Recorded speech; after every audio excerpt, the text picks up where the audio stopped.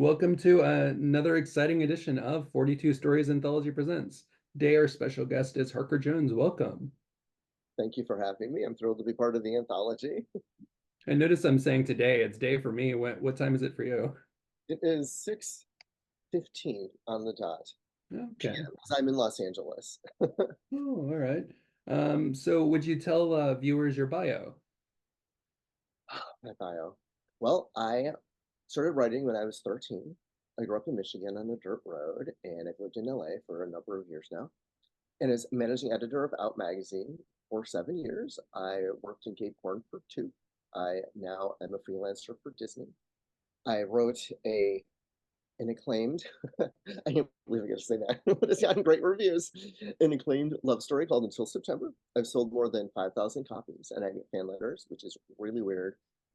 I never once thought about getting a fan letter, that I would, that I wouldn't. Until I got the first one, it's not something that ever came to my head. It was bananas.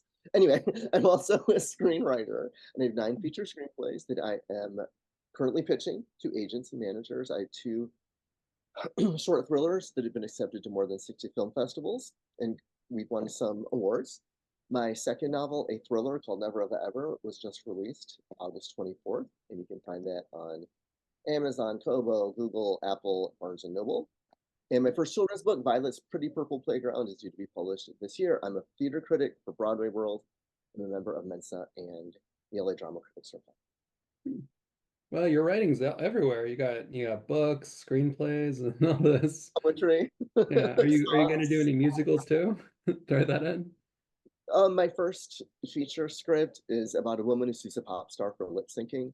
So there's a lot of music in it, even though Oh, it's not really a musical. But part of me, no, not part of me, one of my backburnered ideas for this at this point, because I have so much else going on, is to create a musical out of it, a oh. stage musical. Sometimes it all leads to that, or it starts there, or it goes Right, there. right. So you said you're in California. Have you been there your whole life? No, I've been here for 25 years now, so a Okay. very long time. I'm from here now.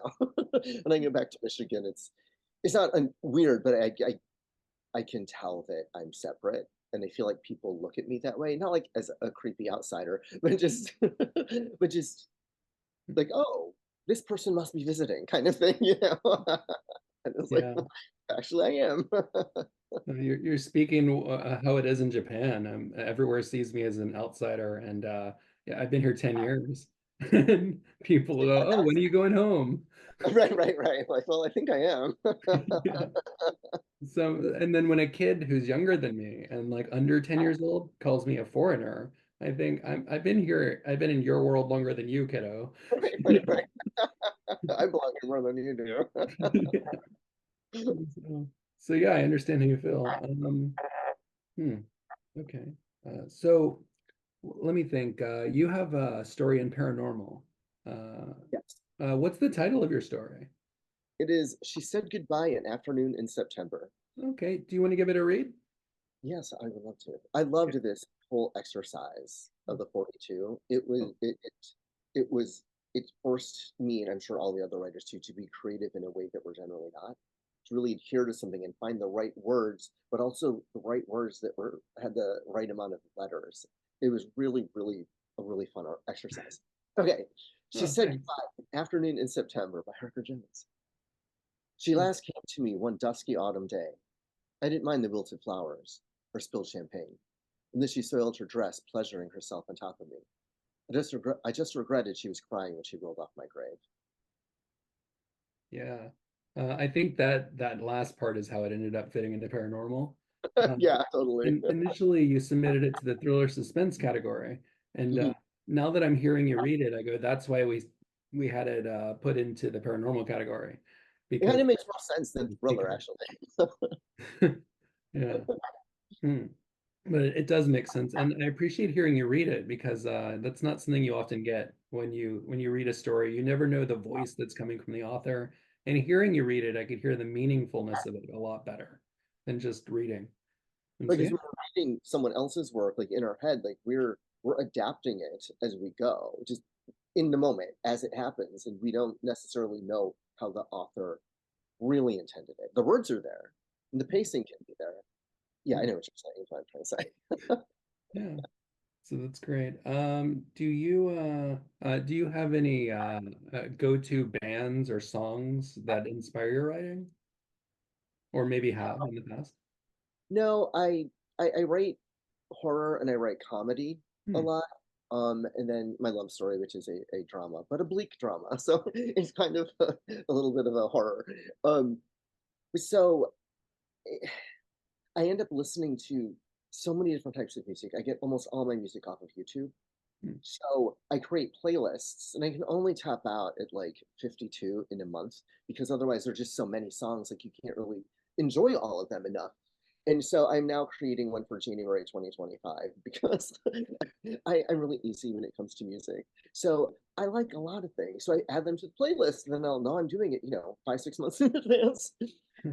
It's pop and it's country and it's rap and it's instrumental and it's ballads and it's just everything. And so they don't necessarily inspire me in any of the things I'm doing. When I need like mood music in a way to set the mood for whatever I'm writing, I go to film scores a lot though. Hmm. I That's do Lolita, the Adrian Lyne version, Ennio Morricone, and The Hours by Philip Glass, and The Lord of the Rings, The Fellowship of the Ring in particular, Atonement. They're all very dramatic scores. good. Requiem for a Dream. Oh, good one. Nice. I love that movie.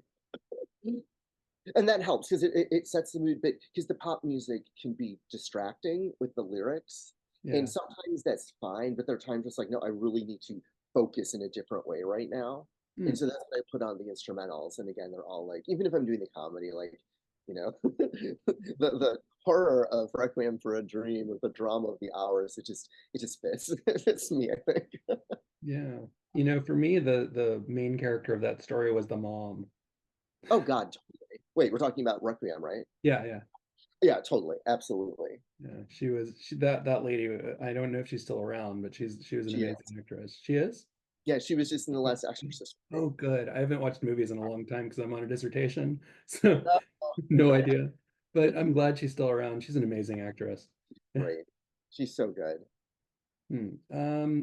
Do you have any writers circles? You mentioned that you're writing all this material. So one way to organize that in your head would be a circle. It I don't have any um fiction. It's all for Hmm. the screenwriting. The fiction is just me on my own. And yeah, so I used to be in one and we would get together at this place in Hollywood, but then everything stopped when COVID happened and that place closed down. And we did it online for like maybe twice and then just kind of went away. I don't know what happened. So I had a friend who put out a call for a person to join her writers group and was like, me. Anyway, they chose me. I don't know who else applied. And so we meet every Tuesday and we go over the scripts and sometimes they're in, you know, pretty polished shape and other times it's like, oh, okay, guys, I don't know. Let me know what you think. Here it is. And we're just but it's good though. We need it to we need help when it's in a raw form too, to get it to the polished form, of course, of course. And so and you just learn to take critiques. You learn how to take the critiques, I guess. You have to take them all with grace. And there are times people we're meeting on Zoom and I'm like typing wait notes or whatever they're, saying to me. And sometimes I'll be like just hitting the keyboard, blah, blah, blah, because what there's like they totally did not get the script at all. Yeah. And that's fine. So I'm pretending to type because I don't want them to know I'm not taking notes. Oh, And a lot of times, and almost everyone has some insight, and most people get the project, of course, to some degree, and it can be really valuable. And there are times I've taken notes. For Never Have I Ever, I wrote that book when I was 17, and then I turned it into a screenplay, and people really liked the screenplay, and not enough to buy it yet, oh, but and so, um, but it changed a lot. The main story is the same but the characters revealed different things to me. And it was really, really fascinating. And so I decided, I wasn't like a label moment, I don't remember it at least, but I decided to turn it back into a novel. And oh, in that, I'm gonna lose the thread in a second, I think. But doing that, the they revealed even more things to the characters. It's Mhm. changed the depth of it and the complexity has changed so much. While the main story, it's a slasher whodunit, young adult, and so the bones are the same, but the flesh is so different. Anyway, I remember what their question was. The one of the people who read the screenplay, one of the characters revealed that he was an alcoholic to me. Oh. That was not there when I wrote it when I was 17. And he thought, well, kids now smoke vapes and all that. And that was like, and there's this really long quote that's engraved on this guy's flask. And he's like maybe he should be using a vape. I'm like, well, I don't think the quote will fit on a vape. It's like, okay, let me just try it. And I'm like, okay. So I tried it, it kind of worked. I changed it back in both the screenplay and in the book, and I reached out to this high schooler I knew. I was like, do kids still use flasks? I feel like they would. He's like, of Hmm. course. I was like, okay, good. Oh. Anyway, so my point is the note was, I don't know if he was just trying to think of something to say or if he really thought that that made more sense because the tape is trendy. I don't know. My point is you have to learn to take the note. And I did address that one and then changed it back, but I did see if it would work. Yeah. One person asked about my screenplay, Green Means Go, about a woman who sees a pop star for lip syncing. Hmm. He's like, well, how about you change the character, a straight woman, into a gay man? I was like, to what end? I was like, well, whatever. And so I did. And I sent it off to him, and nothing came of it with him. But again, like these notes, sometimes you have to take them and address them and then discard them. And sometimes you Hmm. take them and like just with Never Have I Ever, someone was giving me notes on the screenplay at one point. She's like, just it takes place in Michigan, where I grew up. I was 17. I was still living in Michigan. And it was the whole world I knew was this little town. She's like, how about you get something that's really Michigan about it? I'm like, what are you talking about? Like cider mills? Like they're everywhere. Anyway, it turns out that my town now has a scarecrow contest. Oh. They for kids, and so I wish they didn't done this when I was a kid. They decorate, these scarecrows, and they tie them to the light poles throughout town. And my town is like 2 city blocks long. There's not a traffic light, not even a flashing four-way. It's that small. And so they tie them to these things, and I saw a couple of photos. I was like, I guess I could incorporate that. It became a significant part of the story because she made this kind of one offhand comment about it. And I thought about it. I was like, well, how do I make this more specific? And I found a way. Hmm.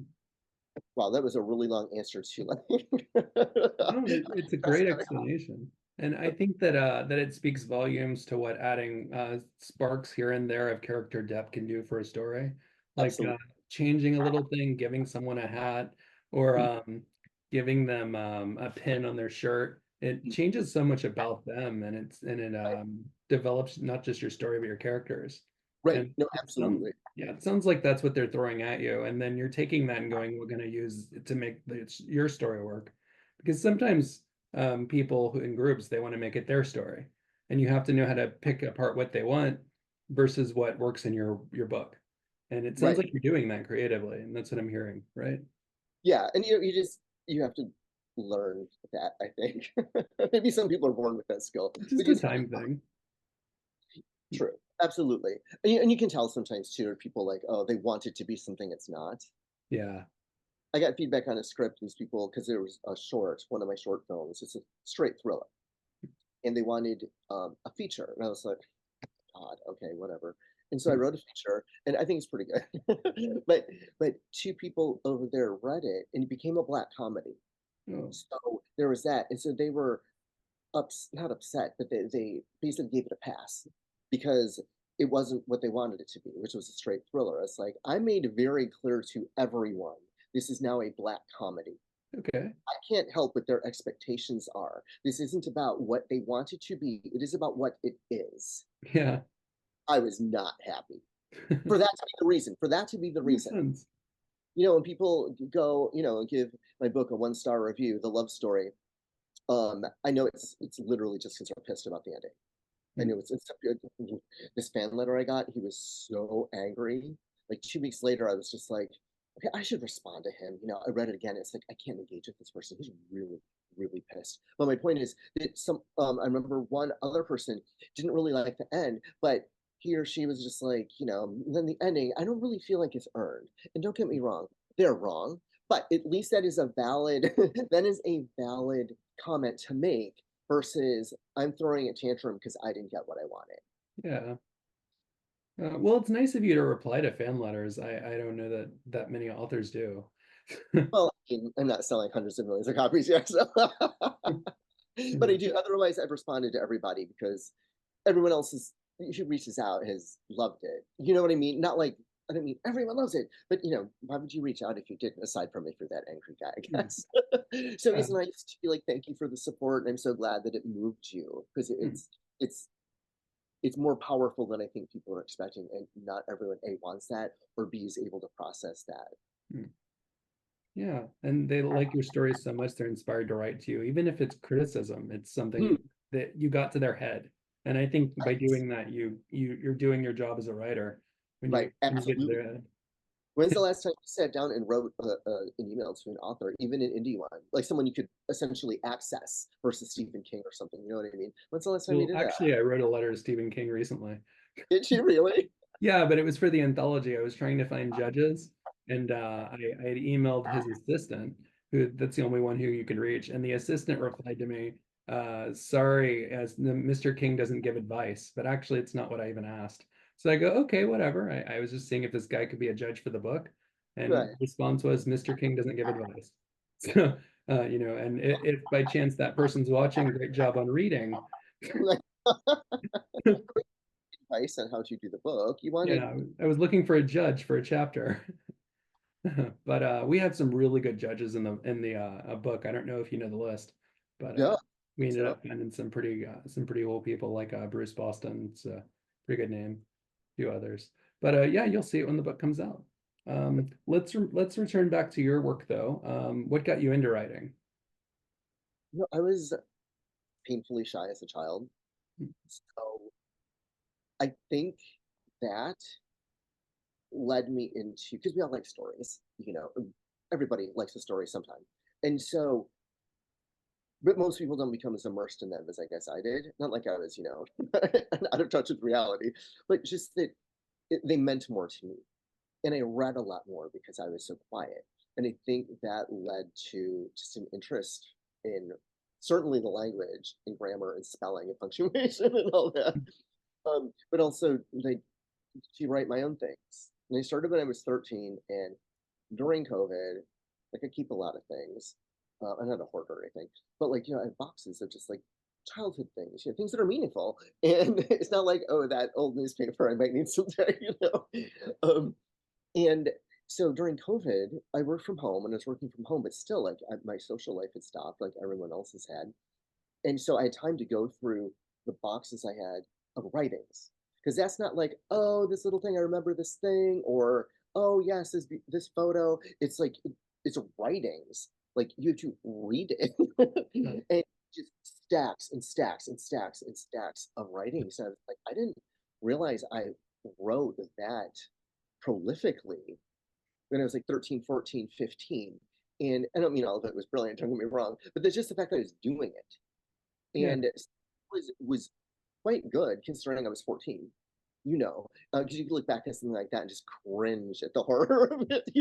yeah. And some of it, of course. And I was like, this is better than I would have expected, Hmm. which is because now I can see it a little more objectively. It's I didn't write it last week. Yeah. Well, not everybody's first story becomes a lit um, award winning novel. It sometimes starts small and then gets bigger. Right, right. And we learn, we get better, we hone our skills, sharpen our knives in the toolkit or whatever, try to say. Yeah, in some cases, as writers evolve, hopefully that's that's their story too. What are your main distractors when you're into writing? Oh God. Or when you're Um, trying to stay in, what are distractors that you're trying to avoid? oh, well, I have a lot of energy. I've never been diagnosed, but I'm sure I have ADHD at some point. I feel like everyone does to some degree. Yeah. Um, so I'm always just all over the place. And I'm just like, oh, I'll put the laundry in, I'll play with the cat, I'll find this thing. Whatever happened to this guy? Some movie. What happened to her? What did she do? Oh, she retired 20 years ago. Whatever. It's like that. So social media has both fired that capability capability, um, and also helped tame it to a degree. It helps me just, oh, I'll check Facebook, I'll check Instagram, I'll do this just briefly. And then of course, like everybody, sometimes you fall in, and there's that too. Mhm. but it just helps because then I can get back to what I'm working on, and I get so much done. It's not like I'm just being distracted and not doing anything. No, no, this helps me get my work done. And oh, there's the cat right now. Hi, baby. And she's always around, and it's so hot right now in this heat wave. And thank Oh, she does not want to sit on me right now yeah. because so often it's been like 102 to 105 the past few days, and Oh. it's blistering, Mm. and so it can be like, let's say 92, 93. She still wants to curl up on my lap. I'm just like, you're the one who's literally covered in fur. How are you not hotter than I am? You could shave her, right? I could shave her. She like it's hard enough to clip her nails. No. Yeah, some cats are not good with being touched like that, like clipping, shaving. There's no. Yeah. And she endures a lot from us. But But the last cat I had was bald. It was a Cornish Rex. They're kind of, you know, those cats, like a Dr. Evil cat, but with a little more hair. okay, okay.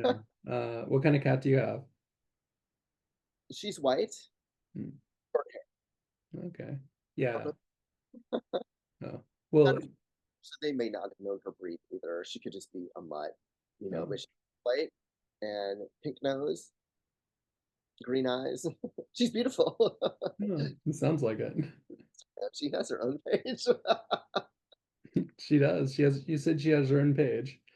Yes, she does. I thought it would be fun, and it was for a little bit. It just takes so much more work to do that in addition to my own and everything else I'm doing.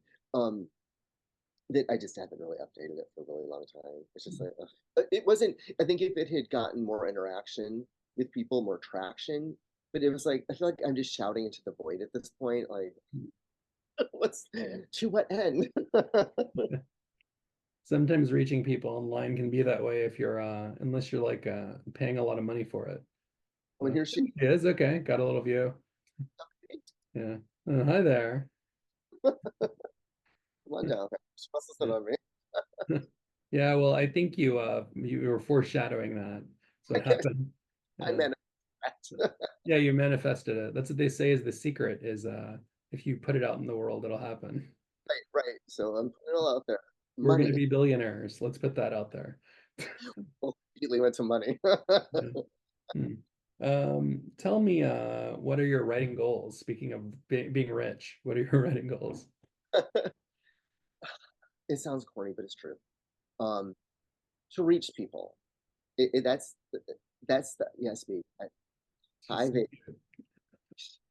She loves me, and I love her. We're very connected. She Oh. will in bed. We will. It looks awkward now. It's not awkward in bed. We'll sleep like this. She's in my arms, and my head's on her. Like, anyway, um, um, yeah, it's to reach people. It's to reach people. There are more goals I'll get to in a second, but like we were saying about until September, when people reach out, like it's so meaningful to and just for the reviews too, where they don't reach out to me specifically, but when they review on Goodreads or NetGalley or Amazon, and and you can tell how deeply moved they are. Um, that's the whole point. And then my the thriller Never Have I Ever is different, obviously, and but people are really responding to it. And at first, it just launched. Stop, like a week and a half ago, maybe not even that long, and um, but I'm getting feedback from people who are not my friends now, and my friends aren't they're not gonna lie to me. They may, well, we might soften the blow a little bit if you don't like something, but I can tell that they really like it genuinely. And now I'm hearing from people who are not my friends and they really like it too. I got the first professional review today, and Hmm. 5 stars, and she just loved it. She's like, this is catnip for me, and this kind of slasher whodunit thing. She's like, and I hate an whodunit where you can like always figure out whodunit, and I didn't. I fell for all the misdirection, and I wanted to kick myself for falling for all of it. Oh, right there. And I was like, yes, because especially something like this, you where it's like a whodunit, like you don't want, and someone's gonna figure it out. Yeah. You just have a sense. I almost never figure it out, and I love that because it's always a surprise. I want to be surprised as a viewer or a reader, but some people almost I know people who just always figure it out. They're like, well, because of this, this, this. Like, wow, that's not where my head was. And so some people will figure it out. Some people will just get a sense. There are times I get it right, just like, I don't know, I just thought it was her, or whatever, Um, but it's really important that people, for me, that most people don't figure it out. Hmm. And there's a specific reason, fear that, but I can't say it because I could be spoilery, so I'm not going to say it. But so my point is to reach people, and for because until September is more powerful. It's because Never Have Ever is more. It's just genre fun, but there's complexity to it, and to the characters. The same, they became so much deeper each iteration. Um, so it's not just a throwaway, but it does. It's not going to hit as profoundly. Um, but still, it's reaching people, and that matters. At the same time, um, I want to be critically and commercially successful. If it is meaningful, and I'm so grateful until September has gotten such positive reviews because especially with it being so not what people are expecting. People expect a romance. It's not a romance. It's a love story. It's different. It's a very different. And so I knew that was dicey, but almost the lion's share of people are really getting it and appreciating it. And then the critic, like the reviews and the contest feedbacks and things like that, is one couple of awards and placed in some contests. Like the people who really know what they're talking about have really embraced it, and I'm so grateful for that. And it's great to win an award.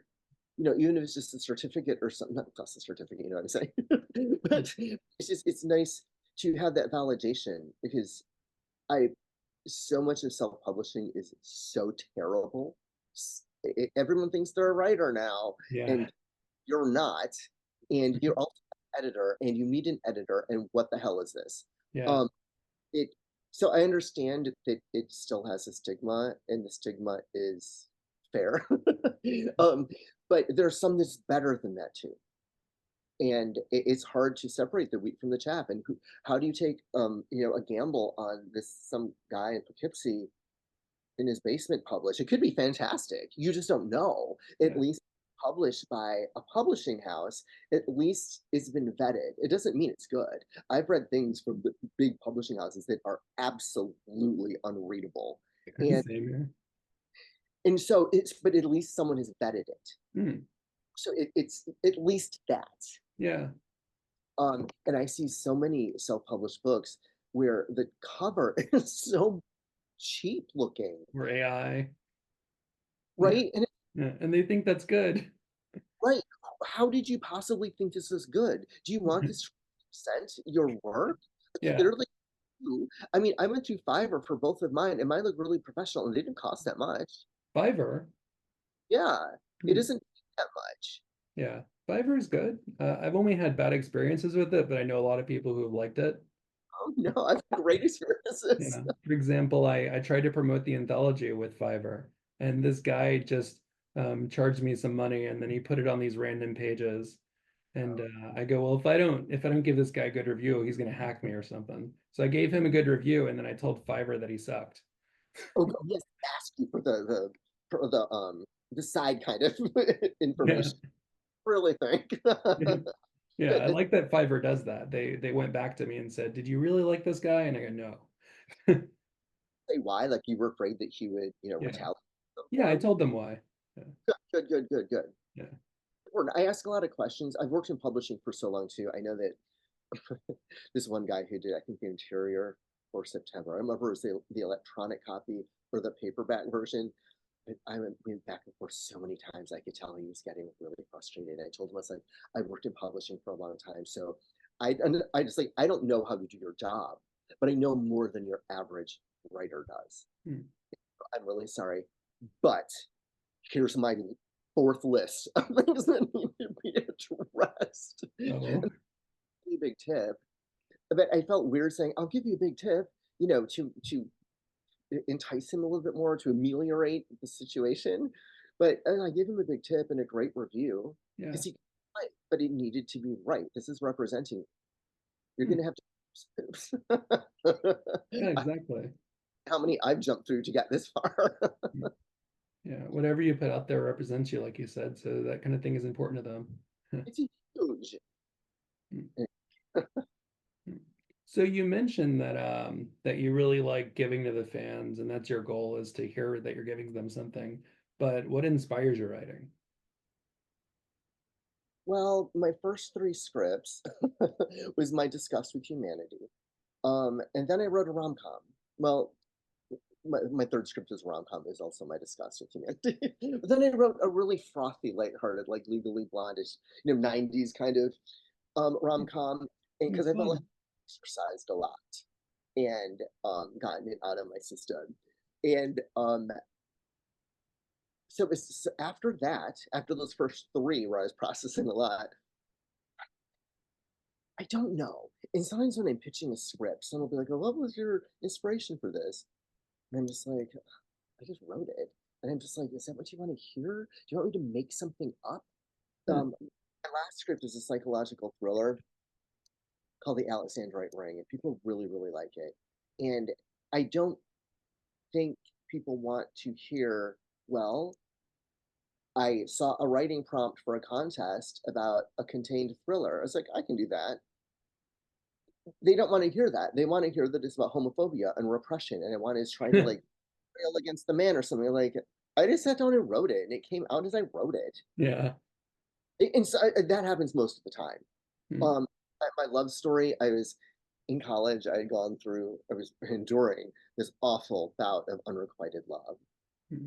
Very, very nice. I sent him a letter. I did something about it. He had a boyfriend, whatever. Oh, And but I had to put those feelings somewhere, and yeah. so it into this book. So that is what inspired that. And then going through those boxes in COVID, oh my God, I found these journal entries and stuff. And I was just being a writer, I wrote down so much. Oh my God. And I was, after I sent him that letter, he called me with the loveliest conversation. He was so nice. Oh, That I had blocked this out.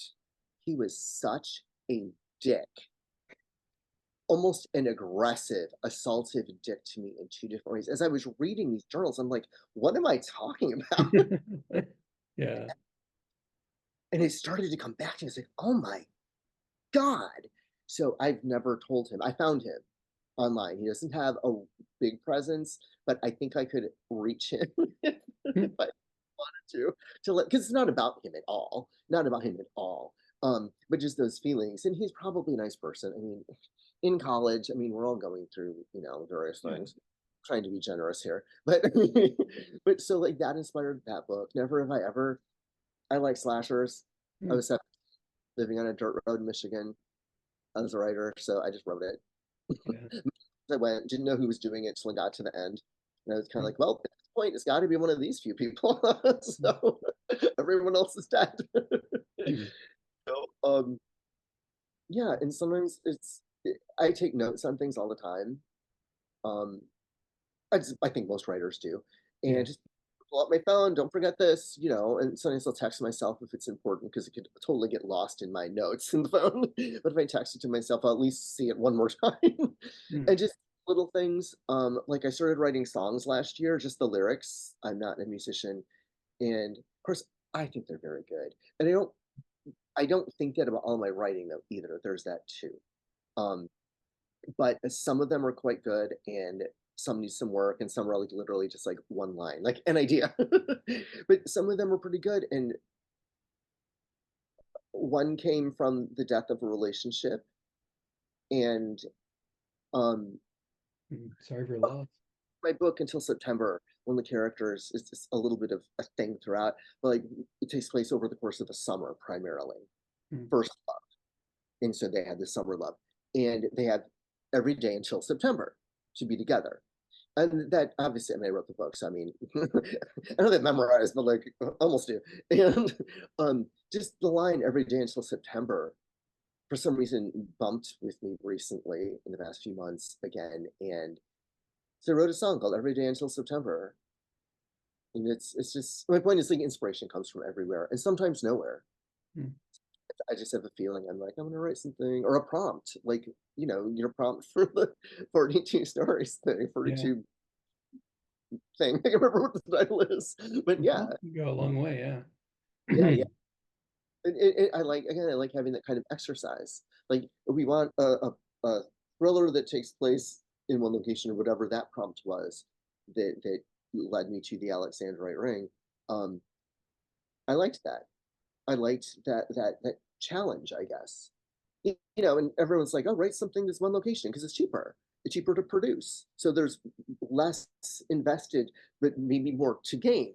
And but I was like, "But I haven't been inspired to write anything in one location yet. I can't push it. It comes when it comes." And I don't like I see like writers groups, like online writers groups, like Facebook. So people are just posting things, for feedback or whatever. Mm. And writers like, "Oh my God, what do you guys do? I don't have the right name for my whoever, my protagonist, the love interest, I don't know, whatever." And like there's the and the hand wringing and I'm just like, just write the thing. Just Yeah, start writing. Put a placeholder in. I don't get involved because I'm like at this point, I think you're kind of enjoying this. Like yeah, here you on social media talking about the fact that you can't write when you could just be writing. yeah. Totally, just because you're writing. People do that. Right. You're already maybe on your phone. Well, maybe you're at your computer, literally typing into Facebook or Mm. whatever. So you're already there. Yeah, Anyway, that's a bad. If yeah, you're not, if I'm not inspired, I go out and live my life yeah. things because life inspires things. Yeah, life does. Sometimes someone walks into a room and shows you a costume, and then they walk out of the room and they make you smile. You're like, oh, Yeah. what is the But I want to, instead of getting into something random, I want to ask you about your social media um, before we run out of time. So why don't you tell people where they could find you? I'll put links in the description. okay? I'll send you those. I'm at The Twitter. costume was my hat, by the way. That's why. Oh, I said that random costume. Yeah. Okay. um, okay, so Twitter is at Harker Jones, and they'll see it on the thing, the page. Instagram is at Harker_J. I don't know why I didn't do them both the same. So anytime someone asks, I literally have to go to one or the other, sometimes both, to see what it is because I can never remember which is which Yeah. differently. I mean, as far as I can tell, my name is unique. I know when I look myself up on Google, not all the time, but sometimes, say, "What's up? What if I put my name in?" No one else comes up. It's really weird. Same here. You got Bertram Allen Mullen. There's not a lot of me. And But, Harker Jones are both got unique names. and how nice to Yeah. do a different name, Yeah. which a weird, ugly name, just like it's just different. I love it. Anyway, Your so name's not weird. I think your name's cool. Sounds like a writer's name. oh, thanks, thanks. Yeah. Maybe the name is what got me writing. But if you just me, like I'm everywhere. All right. Yeah, I think people could find you. I follow you in a few places, so and Cool. keep up with your work.